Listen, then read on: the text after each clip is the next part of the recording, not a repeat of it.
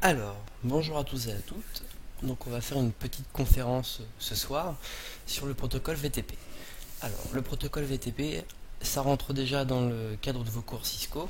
Donc si vous suivez le cursus CCNA sur la NetAcad. Donc le protocole VTP, ça va être utile quand vous mettez en place des VLAN. Donc ça vient compléter en fait la première conférence et le premier tutoriel sur les VLAN qui ont été faits sur le site web tuto. Donc voici un petit complément sur les technologies de commutation, donc en parlant du protocole VTP. Alors, au sommaire de cette conférence, donc on va d'abord faire une petite introduction du protocole VTP et des informations importantes qu'on avait vues sur les VLAN. Ensuite, on va parler des interfaces trunk. On va parler ensuite du protocole VTP. On va voir sa composition et après je vais vous parler des différents modes qui sont configurables au niveau du VTP. Alors, en introduction, donc on avait vu avant que les VLAN permettent de segmenter un réseau. Donc quand je vous rappelle, vous avez votre réseau global, donc votre LAN, et vous pouvez donc créer des VLAN qui sont des LAN virtuels, donc dans lesquels vous pouvez mettre des catégories d'utilisateurs. Vous avez par exemple un groupe direction, un groupe comptabilité, vous pouvez donc faire deux VLAN, ce qui va permettre de séparer les utilisateurs et donc d'avoir un gain sur la disponibilité du débit ainsi que la gestion. Ce sera beaucoup plus facile pour vous. Donc on avait vu que pour mettre en place les VLAN, il fallait faire les manipulations sur les switches. Donc il fallait faire deux types de manipulations. Premièrement, créer le VLAN. Deuxièmement, ajouter les ports au VLAN. C'est-à-dire qu'on avait fait sur le TP, on avait pris un switch et on avait pris quelques PC qui étaient dans des VLAN différents. Donc on avait dû sur le switch créer les deux VLAN que l'on souhaitait utiliser. Et ensuite attribuer par exemple le port numéro 1 au VLAN numéro 10. Voilà. C'est les manipulations qu'on a dû faire sur les équipements.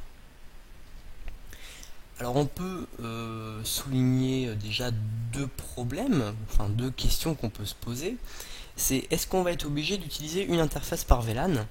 Donc là j'entends au niveau de la communication. C'est-à-dire, vous avez deux équipements, donc deux switches, qui sont reliés entre eux. Et chacun de ces deux switches a des ordinateurs qui sont connectés dans des VLAN. Est-ce qu'on va avoir besoin d'utiliser autant de ports pour relier les deux switches que de VLAN utilisés? Je m'explique. Vous avez deux VLAN sur chaque switch, donc deux VLAN identiques.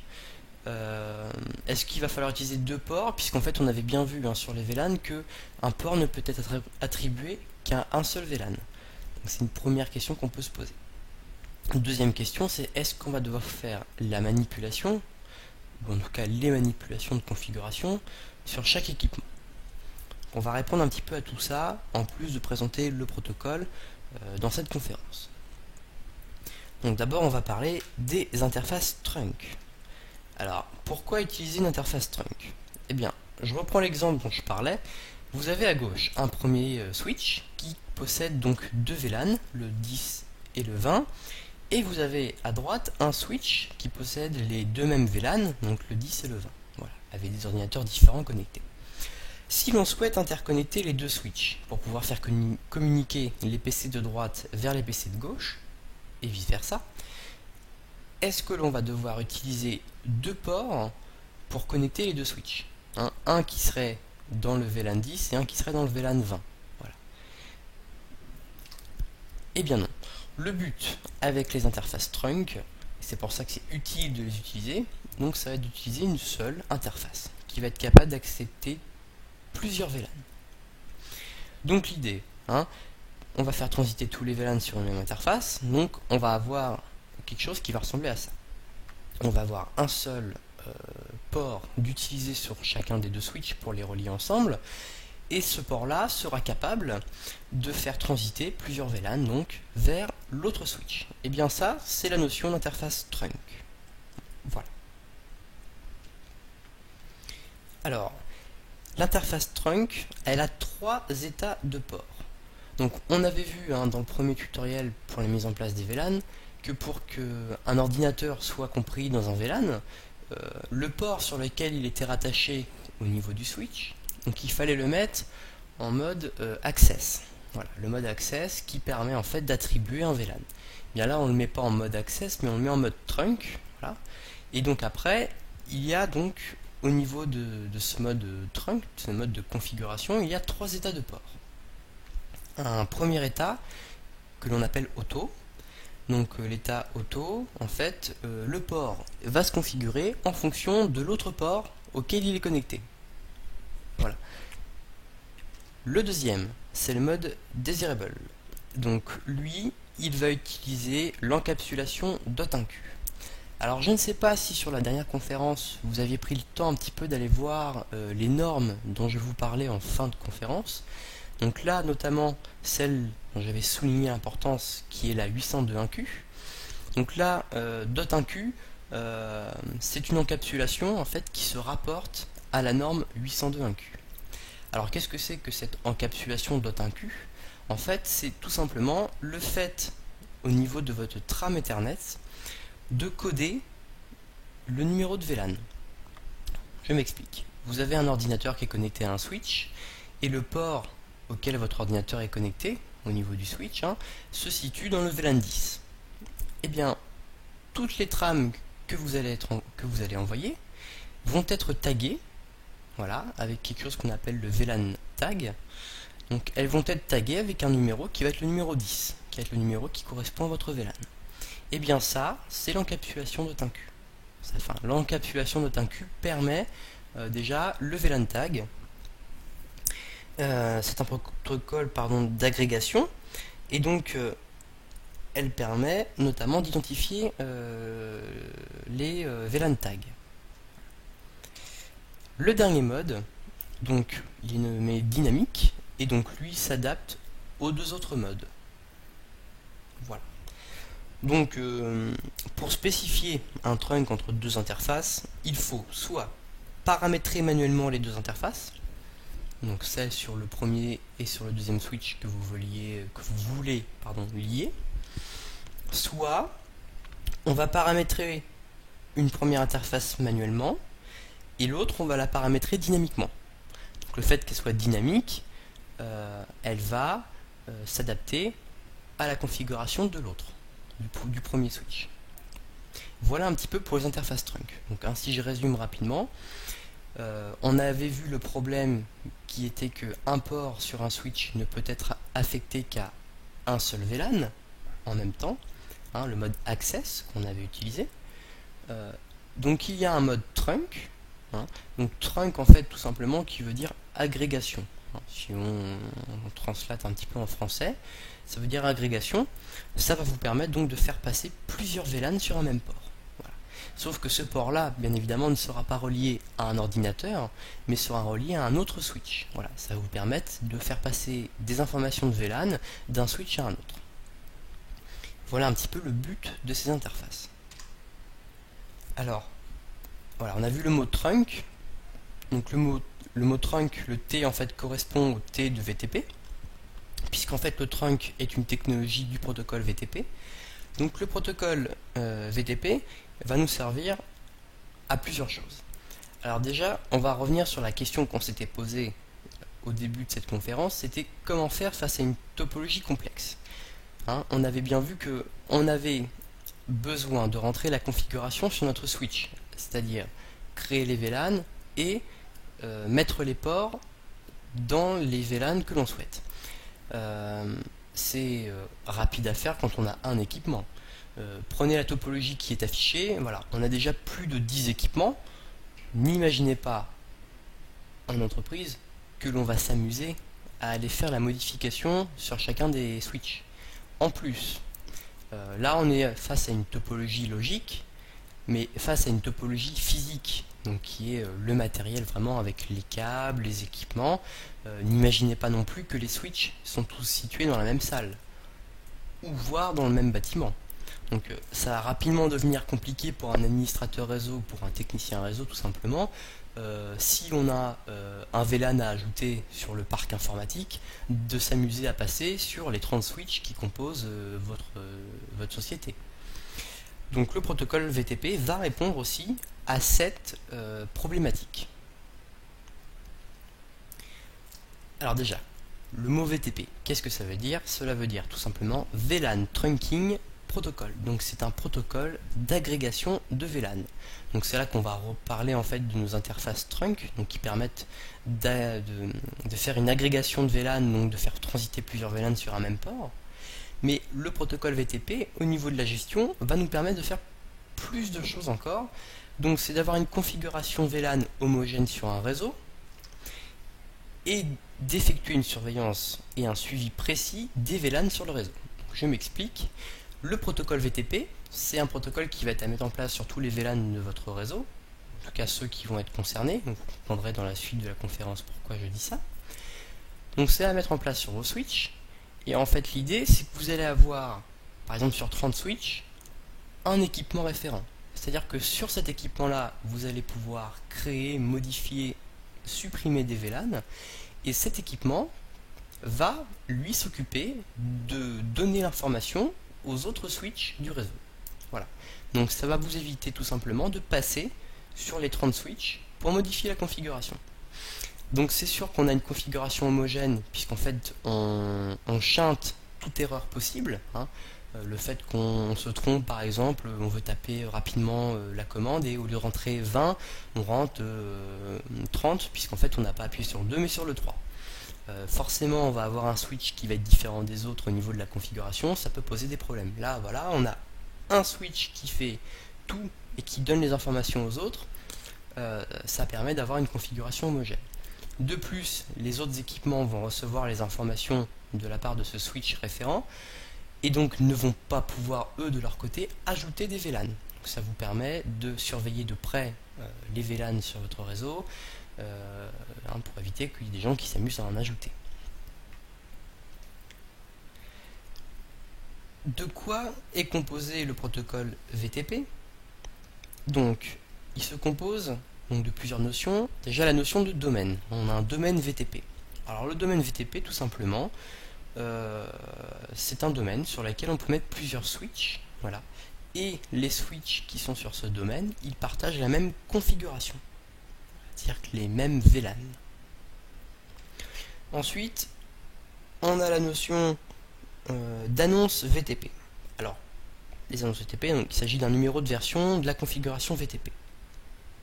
En fait, le protocole VTP utilise une hiérarchie d'annonces pour distribuer et synchroniser la configuration des VLAN sur le réseau. En fait, vous avez notre équipement référent qui envoie une mise à jour, tout simplement, comme pour un logiciel. Il envoie une mise à jour de la configuration aux autres équipements. Cette mise à jour a un numéro de version. Ça permet de voir si tous les équipements sont à la même configuration. Si sur votre switch référent vous avez un numéro de version, un numéro de révision qui est égal à 4 et que sur un autre switch vous avez un numéro de version qui est égal à 3, là c'est que généralement il va y avoir un problème. Donc ça c'est les annonces VTP. Vous avez aussi l'élagage VTP. Donc l'élagage VTP ça va permettre en fait d'augmenter la bande passante disponible sur le réseau. Alors pourquoi? Tout simplement ça accepte les mises à jour, mais si un VLAN n'est pas utilisé sur le switch, ça va bloquer les trames des VLAN absents. Donc en fait si un de vos switches par exemple n'utilise pas le VLAN 3 et 4 et que la configuration globale fait le VLAN 1, 2, 3, 4 et 5, eh bien le switch ne va pas prendre les VLAN, ne va pas prendre en compte les VLAN dont il n'a pas besoin. Voilà, donc ça permet de gagner du débit. Alors, je vais vous montrer. Donc là vous avez à l'écran pardon, un fichier de configuration, enfin en tout cas plutôt pas vraiment un fichier mais plutôt la configuration récupérée à partir d'un switch Cisco, la configuration VTP. Alors on voit déjà ça, c'est la commande que j'ai dû taper sur le switch pour afficher les informations ci-dessous. Donc la commande c'est show VTP statut. Alors si on détaille un petit peu les informations qu'on récupère, on a ici la première ligne, on va dire, c'est la version du protocole, puisqu'il existe plusieurs versions du protocole VTP. Alors je ne vais pas rentrer vraiment dans le détail de ces versions, par contre en dessous de la vidéo vous trouverez un lien qui va vous rediriger vers un article Cisco qui va beaucoup plus loin que cette conférence, hein, bien entendu, sur la technologie VTP et qui détaille à un moment les différentes versions. Voilà, puisqu'il y a 3 versions, si je me souviens bien, 3 versions à l'heure actuelle du protocole VTP. Voilà. On utilise généralement la 2. Enfin, pour le moment, moi, j'ai toujours utilisé la version 2. Voilà. Donc le VTP version correspond à la version du protocole utilisée. Attention. Hein. Ensuite, vous avez la configuration révision. Donc ça, c'est l'annonce VTP, votre numéro de version de configuration. C'est pour ça qu'il ne faut pas se tromper, parce que c'est un numéro de c'est la configuration révision, c'est l'annonce VTP. On a tendance à dire numéro de version, numéro de révision. Voilà, on dit un peu les deux. Donc du coup, on a souvent tendance à confondre le VTP version et le numéro de version. Deux choses qui sont complètement différentes. Donc ça, c'est tout simplement la dernière mise à jour que vous avez reçue, la mise à jour numéro 5. La ligne d'en dessous, 255, c'est le nombre maximum de VLAN que peut supporter l'équipement sur lequel vous travaillez. La ligne d'en dessous, le 7, c'est tout simplement le nombre de VLAN qui sont enregistrés actuellement sur votre équipement. Voilà, donc ça varie selon votre configuration. Ensuite, vous avez ici la ligne où il y a marqué client. Donc ici, en fait, ça stipule le mode VTP utilisé. Alors on va revenir un tout petit peu après sur justement ces différents modes. Vous voyez déjà qu'il y a déjà un premier mode client. Voilà. Hop, j'ai appuyé sur la mauvaise touche. Ensuite, on a la ligne cisco.com. Alors là, c'est le domaine VTP. C'est-à-dire que là, donc notre nom de domaine VTP, c'est cisco.com. Donc c'est-à-dire que tous les switches de votre réseau qui vont avoir comme domaine VTP cisco.com vont partager la même configuration. C'est-à-dire que les configurations qui sont affichées à l'heure actuelle sur votre écran. L'avantage d'avoir cette notion de domaine VTP, c'est que vous pouvez avoir des switches dans le domaine, et donc forcément des switches soit dans un autre domaine, soit complètement en dehors du domaine. Ce qui peut être très pratique selon les cas de votre entreprise. La ligne du dessous, qui là est en disable, c'est le mode pruning, donc le mode pruning, VTP pruning, qui correspond à l'élagage VTP, donc qui permet, comme je vous disais, de ne pas prendre en compte les VLAN dont le switch n'a pas besoin, il bloque les trames et du coup ça fait gagner un petit peu de bande passante. Voilà. Les informations en dessous sont un petit peu moins intéressantes pour vous, surtout dans le cadre de la CCNA. On va continuer sur le protocole. Alors, le protocole par défaut, c'est-à-dire que là vous avez vu donc précédemment une première configuration VTP, qui était une configuration vraiment réelle puisque ça avait été mis en place dans un TP. En tout cas, les paramètres par défaut du VTP sont la version du protocole VTP donc n'est pas à 2 mais à 1, donc il faut bien le stipuler quand on le met en place.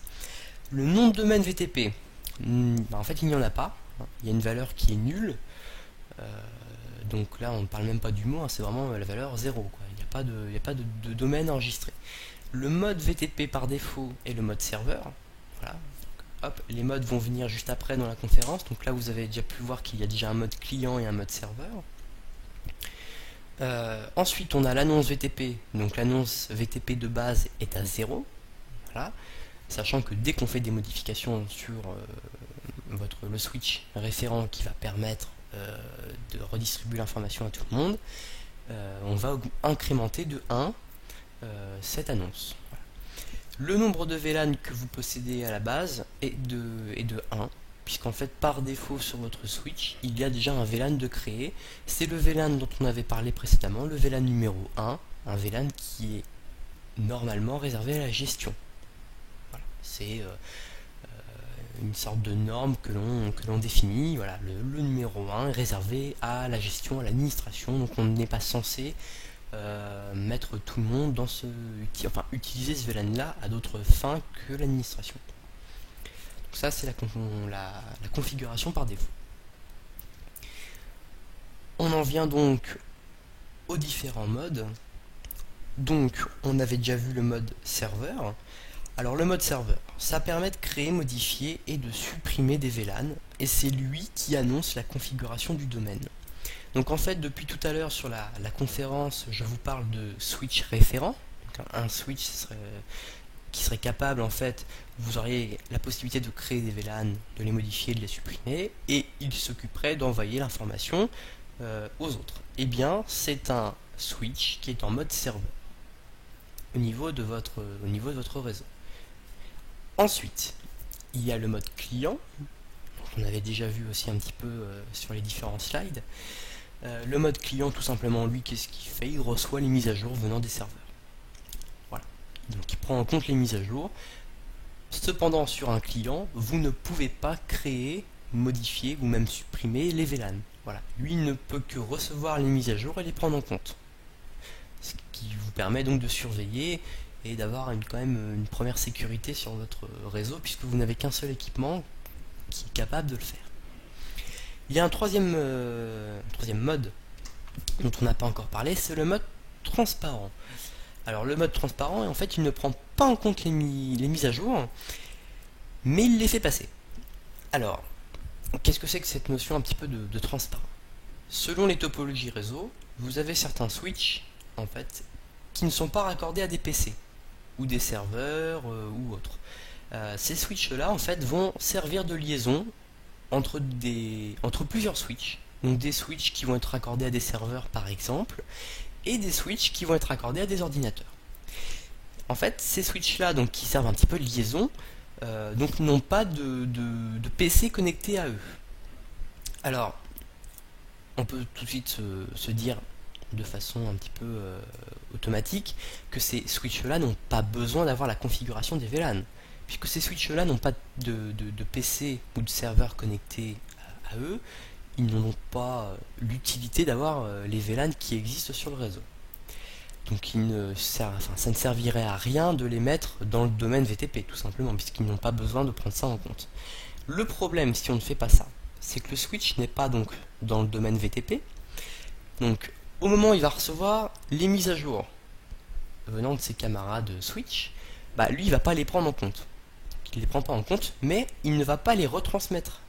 Donc c'est ça le problème, c'est qu'en fait, si notre équipement est tout en haut, au niveau du cœur de votre réseau, et que on fait la modification et que les mises à jour partent, et que à un moment donné la mise à jour arrive sur un équipement qui n'est pas dans le domaine VTP, eh bien tous les équipements qui sont situés en dessous, qui sont raccordés à cet équipement là, ne recevront pas les mises à jour.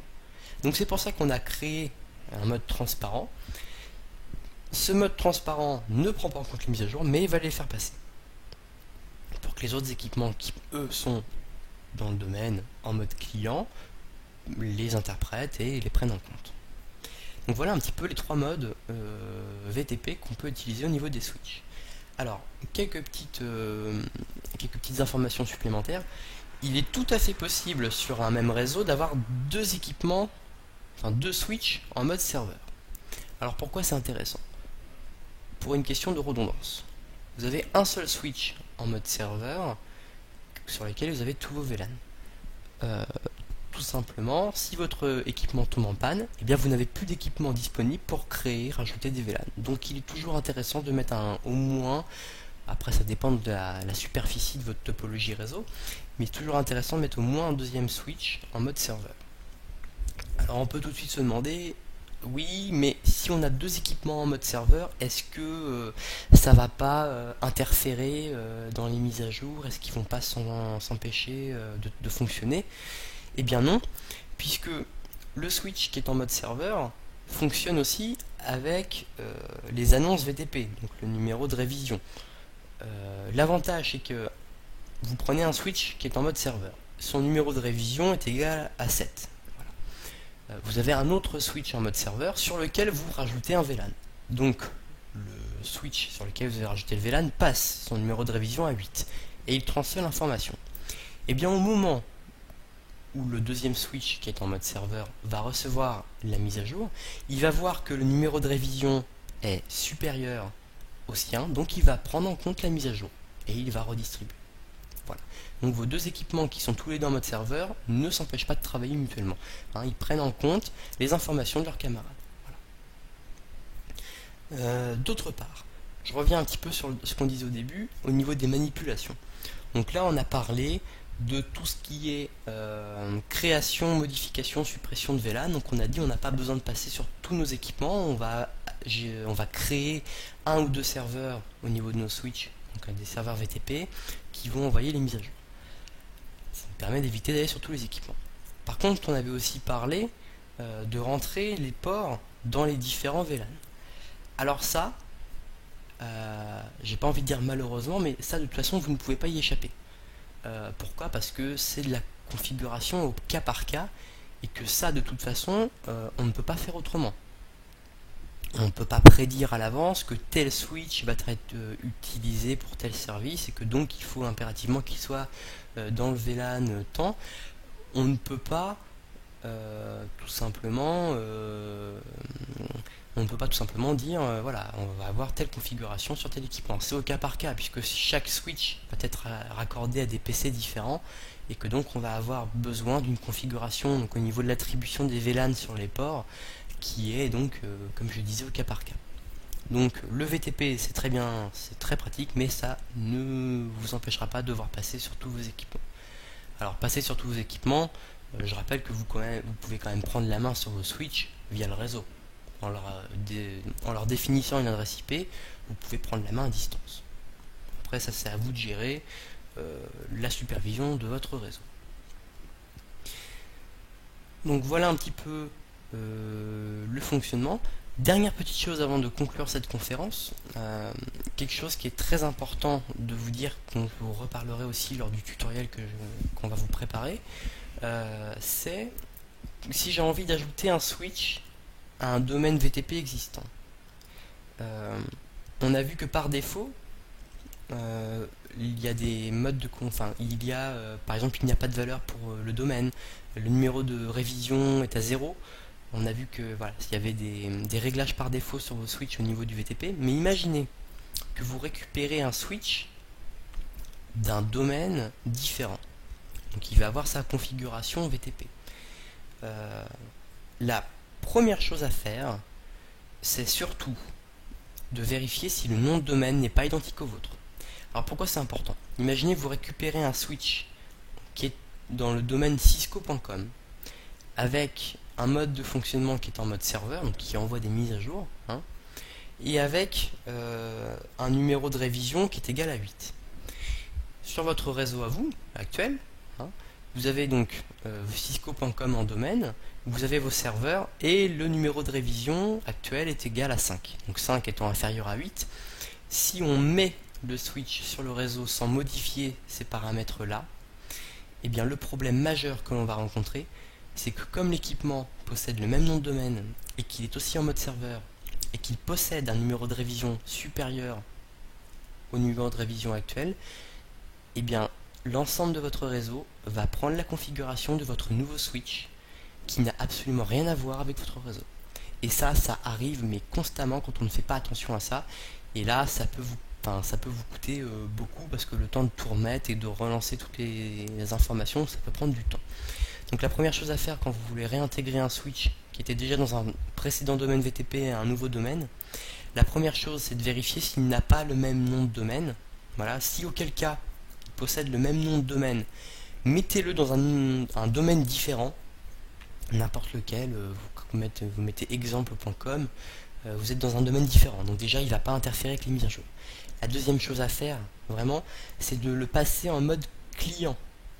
Mais quel que soit le mode de fonctionnement auquel vous voulez le mettre après. Le tout c'est de le mettre en mode client. Une fois que vous avez fait ça, vous l'intégrez au domaine. C'est-à-dire que vous changez votre nom de domaine que vous avez mis à exemple.com et vous le mettez en cisco.com par exemple. Et bien là il va s'intégrer au domaine mais il sera en mode client. Donc il va recevoir les mises à jour du serveur, ce qui va lui permettre donc de se mettre à jour lui Derrière, si cet équipement-là, vous souhaitez le mettre en mode serveur, vous pouvez très bien ensuite le passer en mode serveur, mais il faut vraiment attendre qu'il prenne la configuration de votre domaine VTP. Parce que sinon, il va envoyer sa propre configuration, et là, ça risque de vous coûter très cher. Donc voilà pour cette petite information supplémentaire. Je vous remercie de votre attention. Je vous souhaite une bonne continuation. À bientôt sur notre site web tuto, et vous aurez très prochainement donc un tutoriel sur la mise en place d'un domaine VTP.